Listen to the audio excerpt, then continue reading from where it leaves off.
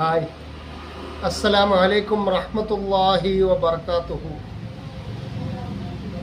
ഇന്നത്തെ ലോകത്തിൻ്റെ ഈ കാലഘട്ടത്തിലെ ഒരു പ്രത്യേകത ഞാൻ പറയട്ടെ. ഇവിടെ അഭിനയിക്കുന്നവർക്ക് കൂടുതൽ സ്വീകാര്യത ലഭിക്കുകയും യഥാർത്ഥത്തിൽ നിഷ്കളങ്കമായി നന്മ ചെയ്ത് ജീവിക്കുന്നവരെ പിന്തള്ളപ്പെടുകയും ചെയ്യും. കൂടുതൽ അഭിനയങ്ങൾക്കാണ് ജനമനസ്സുകളിൽ സ്ഥാനം ലഭിക്കുന്നത്. പക്ഷേ പടച്ചോൻ്റെ മുമ്പിൽ നന്മയുള്ള മനുഷ്യനാണ് വില, അല്ലാതെ നാട്യങ്ങൾക്കല്ല.